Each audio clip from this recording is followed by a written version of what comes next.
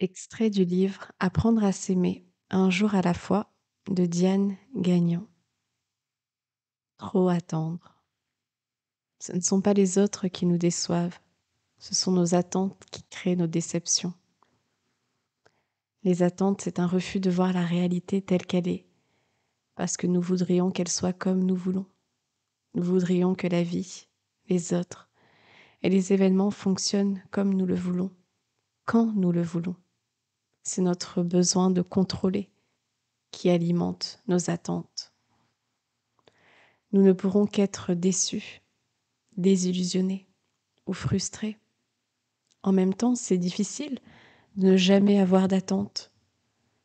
Le mieux, c'est de transformer nos attentes en souhaits, en étant ouverts à la possibilité que notre souhait ne se réalise pas exactement comme nous le voudrions, voire pas du tout. La vie sait toujours mieux que nous ce dont nous avons besoin. Elle ne se préoccupe pas de nos attentes. Quand nous tenons mordicus à ce que certaines choses se passent comme nous le voulons et que nous avons des attentes, nous empêchons la vie de nous gratifier de ses surprises, de nous offrir le meilleur et de nous amener à ce dont nous avons vraiment besoin. Laissons-la nous faire ses cadeaux. Les plus beaux cadeaux sont souvent ceux que nous n'attendions pas. C'est difficile, je sais. Mais si nous vivons vraiment dans le moment présent, nous aurons peu ou pas d'attente et nous serons peu ou pas déçus. Hello et bienvenue sur Unique et Libre, le podcast dédié aux femmes hypersensibles qui osent montrer au monde leur lumière. Je m'appelle Jennifer et je t'accompagne à mieux comprendre ta sensibilité, à renouer avec la sagesse de ton corps et à unir ton couple intérieur sur tes énergies créatrices, féminines et masculines.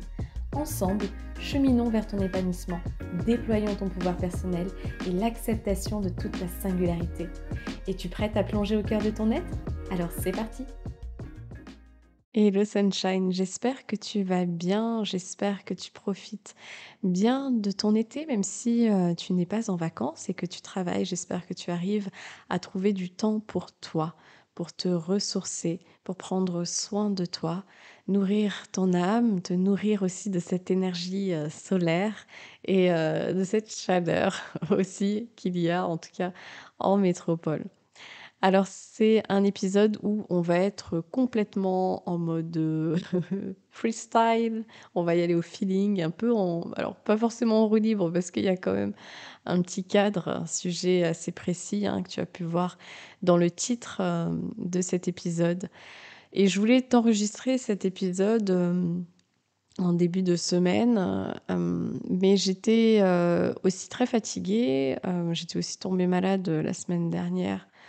Donc ça n'a pas été, très évident et puis, j'ai eu à nouveau, on va dire, un choc émotionnel qui a réveillé une grande vague émotionnelle et je me suis dit qu'au final, c'est les choses tombent bien aussi. Aujourd'hui, le cœur, on va dire, est un peu plus apaisé, il y a un peu plus de clarté. Mon discours se voudra aussi peut-être, plus neutre et moins, mon côté aussi, que j'ai des fois qui est assez, lourd en termes, de paroles, donc qui peut être, assez dur, que tout le monde ne comprend pas forcément et ça, c'est une part de mon ombre.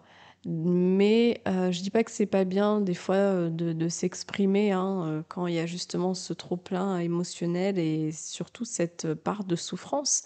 Parce que c'est dans ces moments-là aussi où on peut vraiment, trouver, des pépites, incroyables et qui peuvent, nous apporter, pas sur le moment, mais en tout cas plus tard, une grande, libération, une grande, lucidité et même une guérison, immense. Alors comme tu as pu le voir dans ce titre, de cet épisode, là, je t'enregistre, j'ai pas encore fait le titre de cet épisode. Donc il s'appellera peut-être Rupture, il s'appellera peut-être Deuil, Nuit noire de l'âme, peut-être que ce sera un mélange, un petit peu de tout ça. J'en ai aucune idée. Ça va te permettre aussi, de comprendre un petit peu plus ce que j'ai traversé, que j'ai abordé un petit peu de manière un peu plus légère, hein, ces, derniers mois, en tout cas depuis que je suis rentrée, en métropole et surtout aussi, ces 2 dernières, années.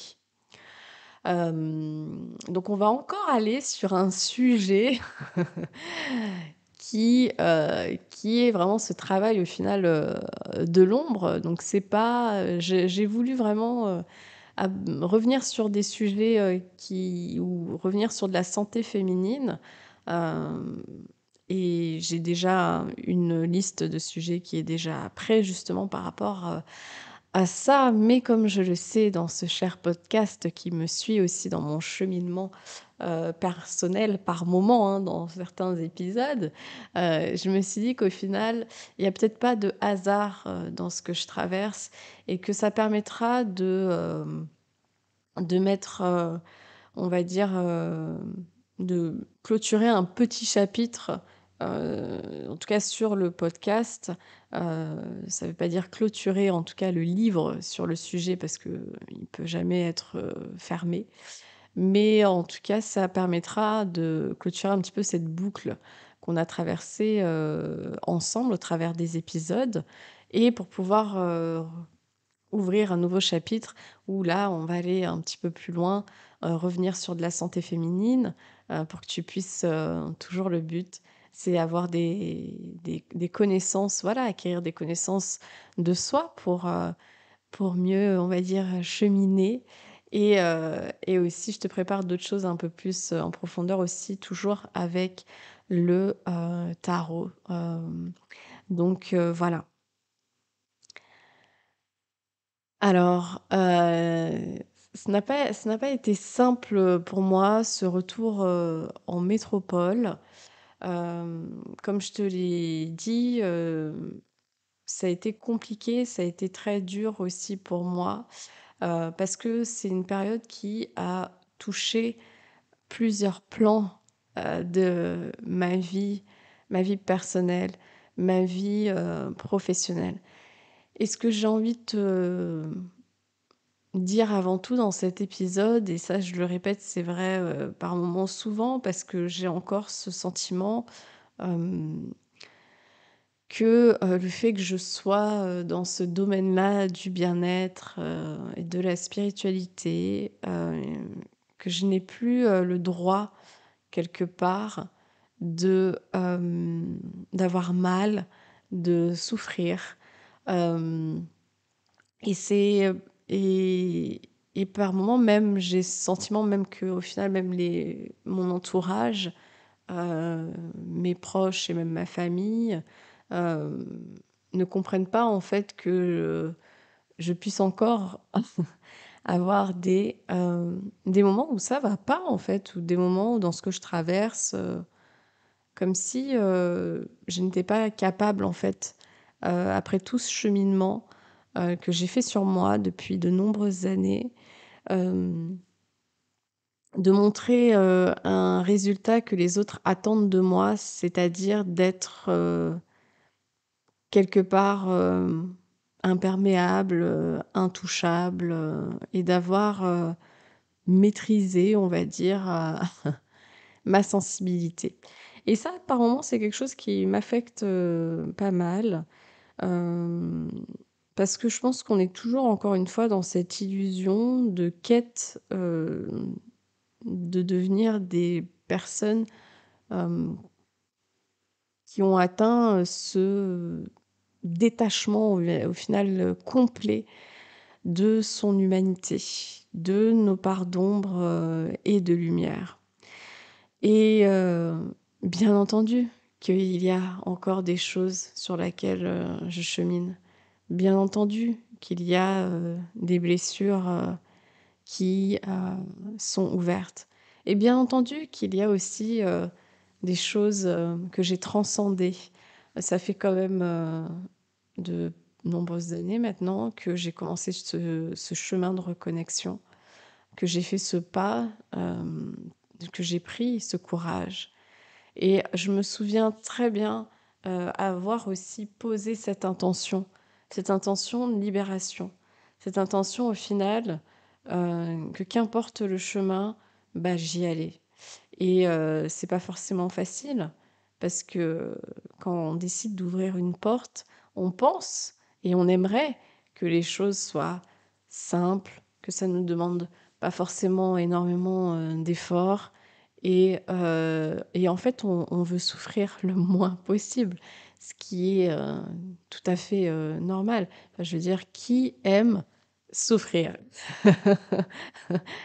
À part quelqu'un de masochiste, je ne sais pas, mais c'est pas possible et hem et c'est vrai que, c'est pas non plus facile parce qu'on a tous, une expérience de vie différente. On a tous des épreuves différentes et c'est ce que je disais, à ma mère, c'est que c'est pas une question au final d'âge, c'est une question pour moi en tout cas d'épreuve, tout simplement. Voilà. Et ces dernières, années, comme j'ai dit, ça n'a pas été simple pour moi à gérer. J'ai eu un grand, grand sentiment de solitude, vraiment. Et c'est terrible ce sentiment-là. Et je parle pas d'une solitude au final qui est, choisie.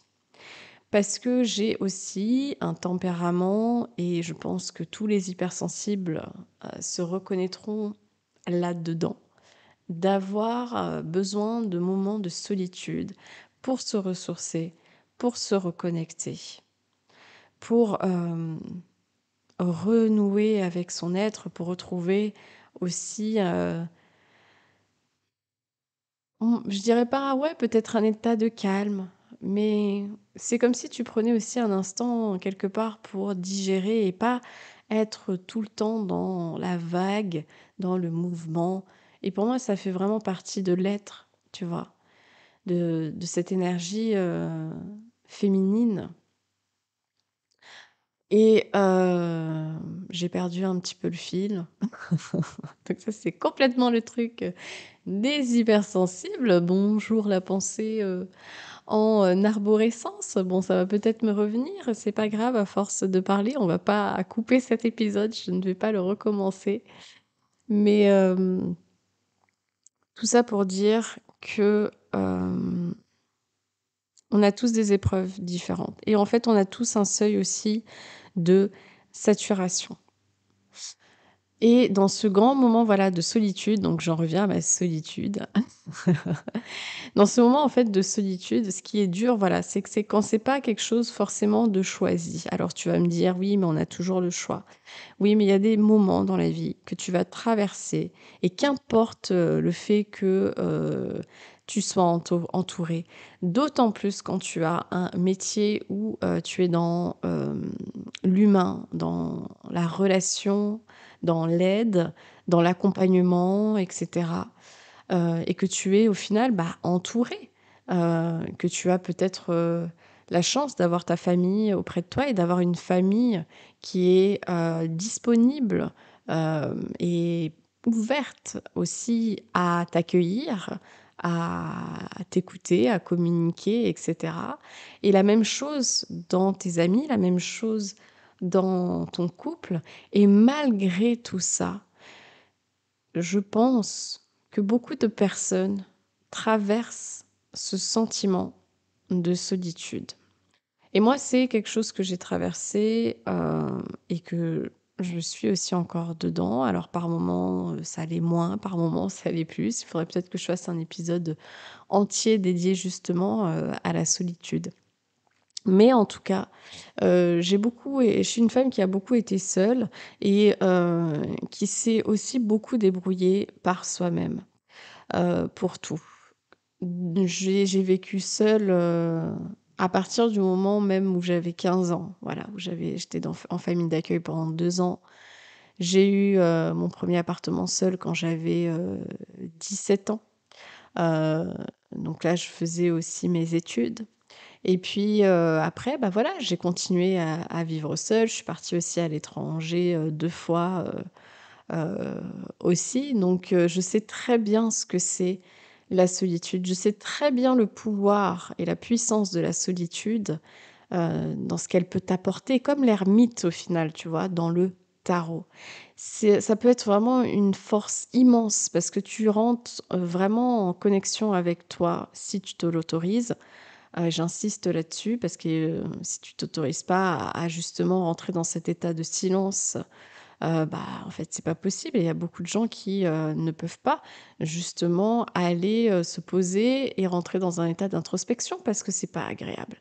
Et c'est pour ça que tu as souvent des gens qui sont en permanence, entourés et qui enchaînent les relations amoureuses, et qui peuvent pas être seuls parce que ça leur met, ça les confronte en tout cas face à ce vide intérieur et ce vide intérieur au final qu'on a tous en nous et dans ce vide intérieur, je dirais que ça regorge une grande part, de notre souffrance et une grosse, nostalgie, cette nostalgie, tu vois, d'un ailleurs, de quelque chose qui nous manque et je me suis toujours débrouillée donc j'ai aussi développé, si tu veux, ce mécanisme dans, dans ma manière en tout cas de me construire et je sais et j'en ai complètement conscience que c'est par moments aussi, une, grande faiblesse. Ça fait partie aussi de mes faiblesses, ça fait partie aussi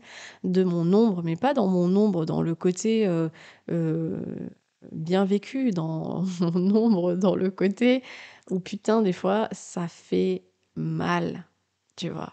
Parce qu'en fait, tu te retrouves face à une grande incompréhension et c'est ça qui n'est pas évident et en même temps, heu, tu dois aller par toi-même chercher ces ressources. Tu dois aller par toi-même chercher cette force en toi et il y a des moments, tu vois, honnêtement, bah, tu es fatigué. Tu es fatigué d'être ta propre force et ces derniers temps, j'en étais arrivée à ça, fatiguée d'être ma propre force. Parce qu'il y a un moment donné, même la personne la plus forte que tu peux être ou que tu connais dans ton entourage, malgré, enfin pas malgré, mais même dans sa sensibilité, on va dire. Bah, il y a un moment donné, toi aussi tu as envie, tu vois, de putain, de te poser, c'est de retrouver cette paix intérieure et de pouvoir te reposer et même te reposer sur une épaule.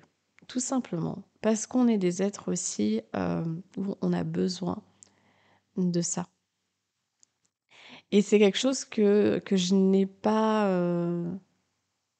souvent eu, on va dire, ces dernières années. J'ai dû gérer, mon déménagement à La Réunion, j'ai dû gérer, le fait de développer aussi mon activité en présentiel. J'ai dû, donc ça m'a demandé énormément de ressources parce que pour moi l'entrepreneuriat c'est, énormément, sortir de ma zone de confort. Pour moi, c'est quelque chose de nouveau. Déjà, je fais pas partie, même, autour de moi, d'une famille d'entrepreneurs, même de manière générale. J'ai pas ce truc, on va dire, dans les gènes, tu vois? Dans l'ADN de se dire: «Ah bon, bah, on est entrepreneur de père en fils, de mère en fille», tu vois? Non! Donc déjà, je sors un peu directement, on va dire, de ce que ma famille attend de moi et même de ma lignée féminine attend, de moi.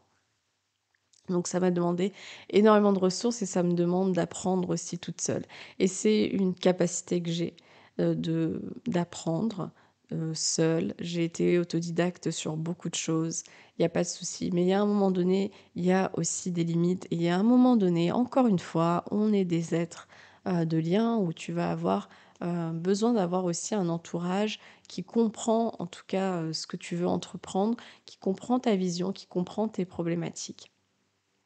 Donc ça a été vraiment le premier point.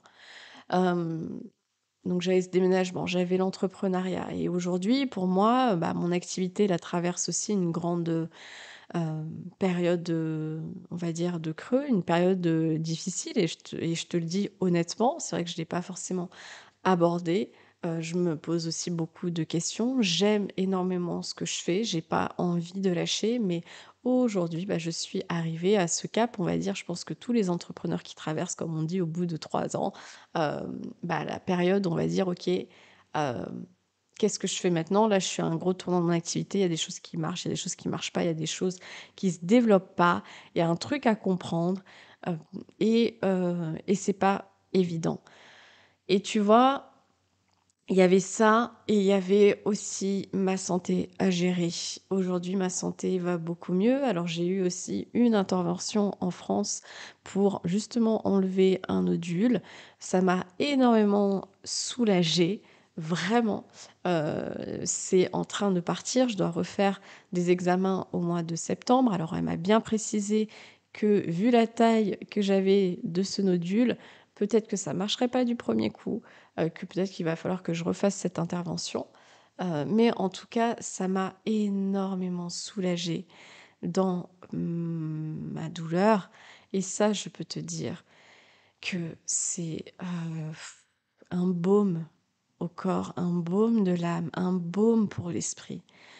Parce que encore une fois, je pense que personne ne peut comprendre le poids que tu as, le bagage que tu as quand tu as une maladie.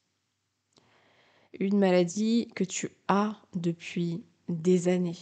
Une maladie qui va t'impacter mentalement, physiologiquement. Et c'est pas forcément évident. Et dans ce podcast, ce que je te fais, c'est pas un podcast où là, je suis en train de me plaindre ou autre.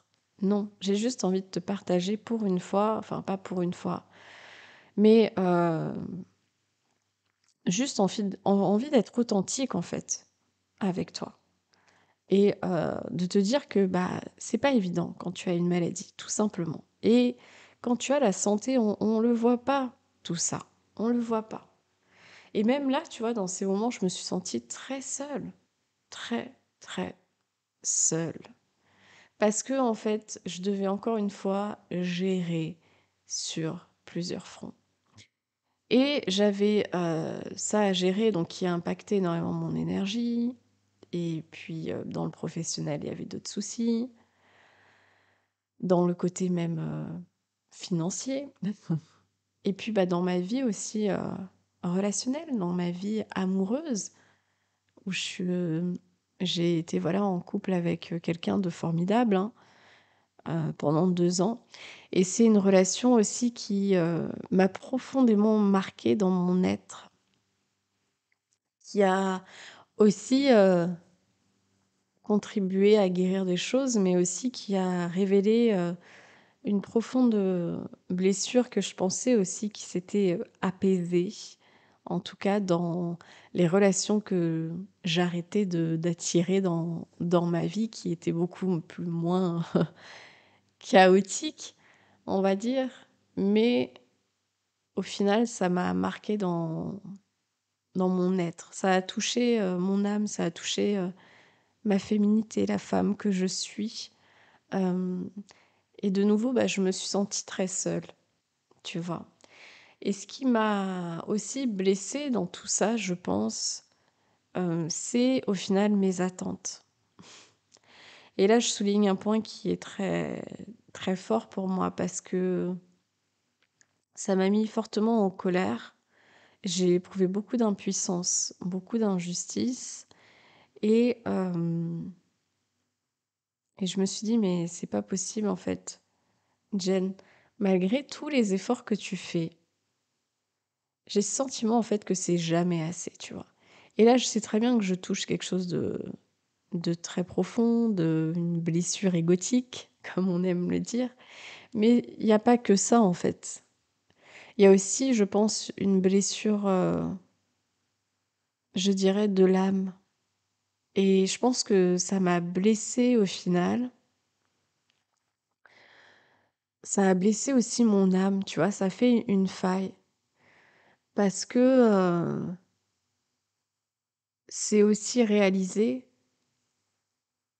toute la dureté, au final, de cette vie Et depuis toujours, moi, ça a été quelque chose par moments, que j'avais du mal à comprendre, tu vois? Et c'est très paradoxal parce que, j'aime comprendre le fonctionnement, tu vois, de qui l'on est, de l'être humain. Et même si par moments, même moi, hein, j'ai on peut dire que je peux avoir du mal à me comprendre moi-même, je pense que ça vaut aussi pour tout le monde. On est des êtres hyper complexes et en fait, des fois, j'ai du mal aussi à comprendre, ce que je renvoie au final même dans l'extérieur et ce que je renvoie aussi, dans le lien avec, les autres. Cette, dualité, au final, tu vois? Cette, dureté même, que la vie, ici sur cette planète nous offre, hein, et pour moi, c'est quelque chose qui n'est pas facile par moments, à vivre et qui fait, oui, écho, avec, avec, ce que j'ai ressenti, voilà, même quand j'ai eu cette première re dépression quand j'avais, 12 ans, tu vois? Ce sentiment à nouveau de d'impuissance, d'incompréhension et de dureté. Donc ce n'a pas c'est pas quelque chose de simple pour moi à t'exprimer.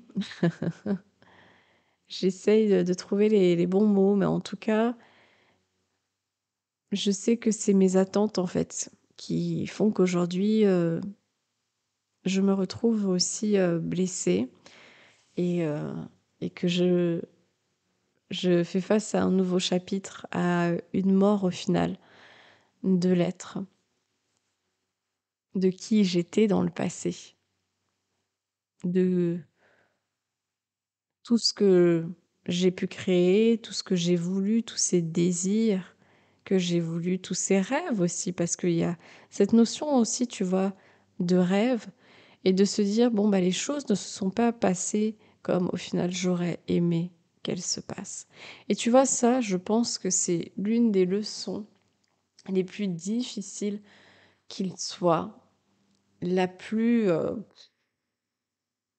ouais, la plus dure à apprendre, en tout cas pour moi, parce que je sais qu'il y a des gens, qui ont un détachement, où tu sais, ça les touche pas vraiment, tu vois? Ils sont tu vois, ils vivent leur truc, ils s'en foutent, ils sont là et puis voilà et puis tu as des gens aussi qui sont complètement dissociés, de leurs émotions, enfin voilà et je trouve que c'est une force énorme, c'est quelque chose d'incroyable.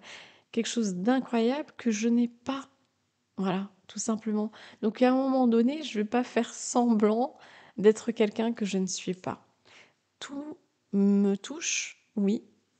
J'ai aussi mes limites, bien entendu, hein. J'ai beaucoup travaillé sur le fait de ne pas être une éponge émotionnelle en permanence, mais il y a beaucoup de choses qui, me touchent et je sais en tout cas que dans le domaine du travail, j'ai, réussi à poser des limites et à me protéger, mais je sais aussi que dans ma sphère, on va dire plus intime, personnelle et surtout de relationnel, avec, mon partenaire et même avec ma famille, bah, forcément là, c'est, quelque chose qui est en cours, en cheminement, tu vois? C'est vrai qu'on n'a pas encore abordé, hein, sur le podcast, la relation amoureuse, et comment elle est vécue aussi, bah, comment peut-être si mon expérience, t'aidera, hein, mais aussi en tant que femme hypersensible, cette différence qu'on peut avoir, surtout si on est avec quelqu'un qui a pas la même sensibilité ou avec quelqu'un qui est aussi hypersensible. Donc là, je peux te dire que ouais, le truc.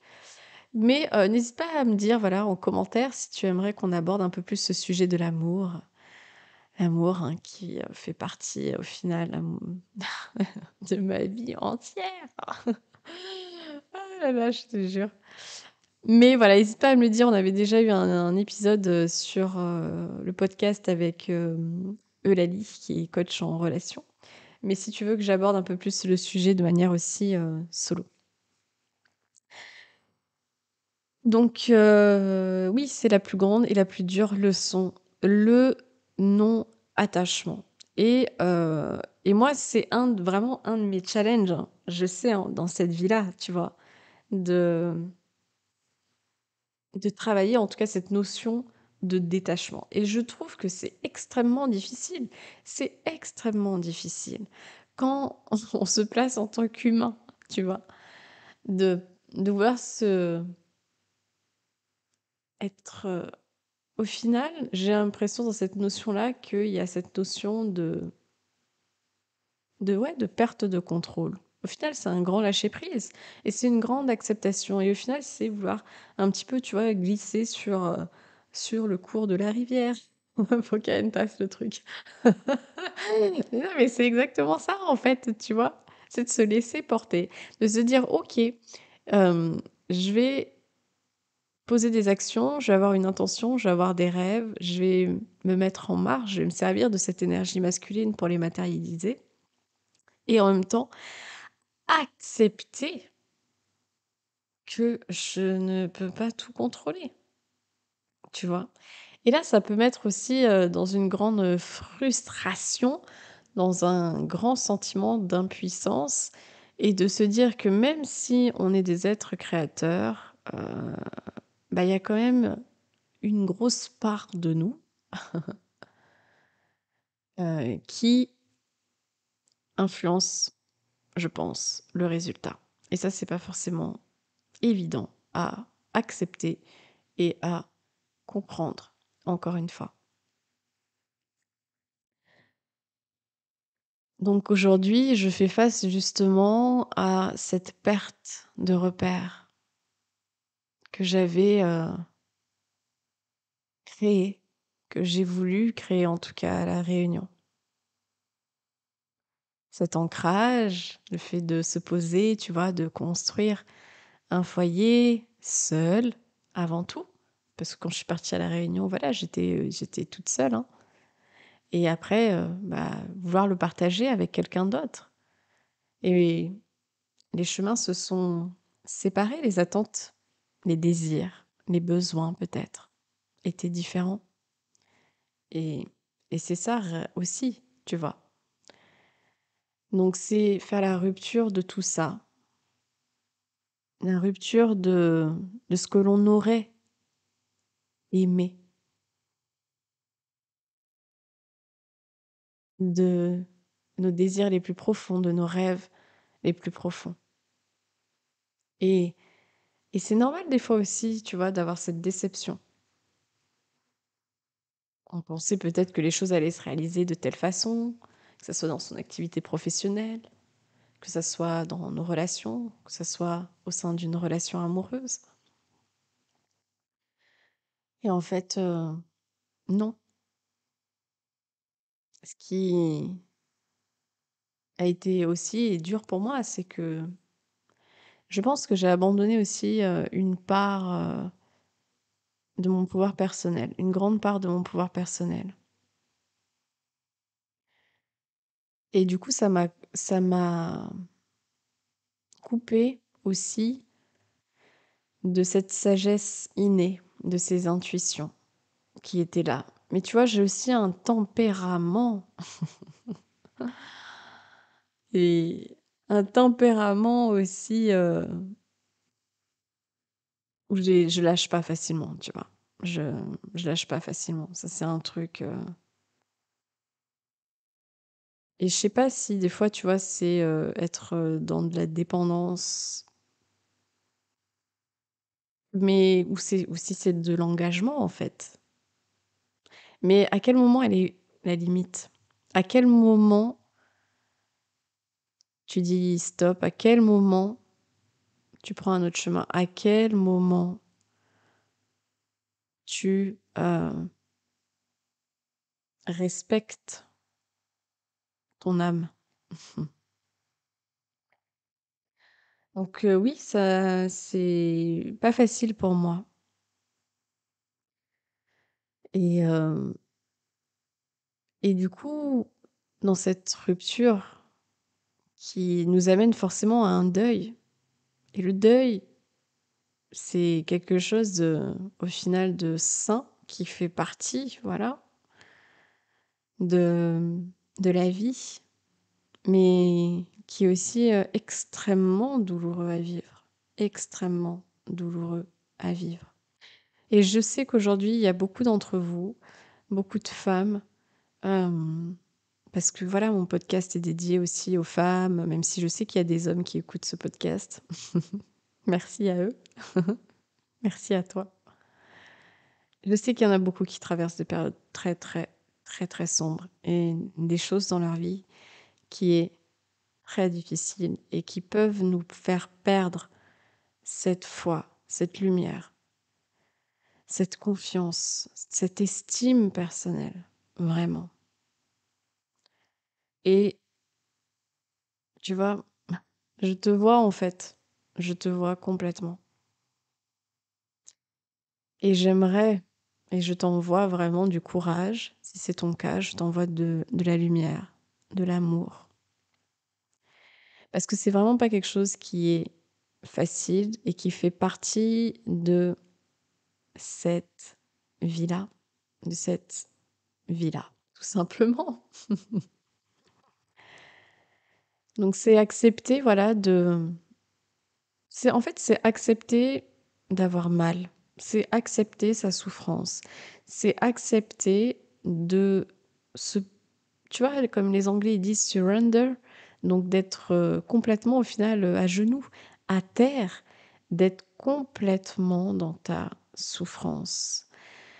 Et ce qui peut nous plonger dans un état aussi de nuit noire de l'âme, de grande dépression, tu vois? Aujourd'hui, j'aborderai pas forcément ce sujet-là, parce que je pense que c'est un épisode qui se doit à lui seul. Le sujet de la dépression et cette nuit noire de l'âme, qui est pour moi aussi, hein, une sorte, de dépression, hein, on peut avoir plusieurs nuits noires de l'âme. C'est justement cette perte. Ça, la meuf fait que des lapsus révélateurs. Le père. C'est justement cette perte de repères complète de notre identité, de tout au final, de tout, de notre monde intérieur, de notre monde extérieur. Et c'est comme si tu étais dans un putain de trou noir. Tu sais, le trou noir, c'est justement la lumière qui est aspirée, sans fin. Et ce trou noir qui se nourrit de ça, en fait. Et, et ça demande une énergie immense de sortir de ce trou noir.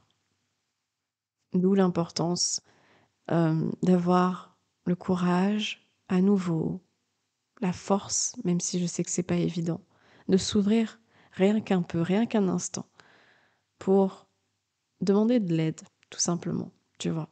Et je pense que ça, c'est quelque chose qui nous rattache au final à l'espoir, à cette étincelle de vie qu'on a tous en nous, qui est aussi la survie, hein, quelque part de manière beaucoup plus physiologique. Mais ça peut être une grande aide, tu vois, de se dire qu'il n'y a rien de faible à demander de l'aide dans ces moments où justement on a besoin d'avoir des personnes autour de nous. Même si le plus grand du travail vient de soi-même, même s'il n'y a que nous qui pouvons au final nous sauver. Mais il y a aussi des personnes extraordinaires autour de nous qui peuvent nous aider à justement retrouver cette lumière qui, le temps d'un instant, est perdue.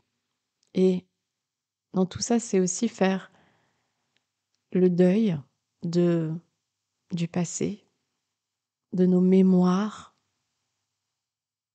vécues dans cette vie, mais aussi de nos mémoires transgénérationnelles. Et de s'autoriser à cette mort. Tu vois, de s'autoriser à mourir. Et c'est quelque chose de très, très dur en final, hein. De s'autoriser à mourir pour renaître. Donc voilà un petit peu cet épisode. J'espère que ça t'a plu. Dis-moi un petit peu, voilà, ce que toi tu penses, de ce que tu as vécu dans ces périodes, dans peut-être cette période que tu es en train de traverser, dans cette perte de repères, dans cette rupture, dans cette phase de deuil, dans cette phase de nuit noire de l'âme et peut-être même dans cette phase de grand désespoir que tu traverses actuellement et que tu as traversé. Et qu'est-ce que ça t'a appris? Quelle est la résilience que tu as acquis? Je te souhaite de prendre bien soin de toi et on se dit à très bientôt pour un nouvel épisode.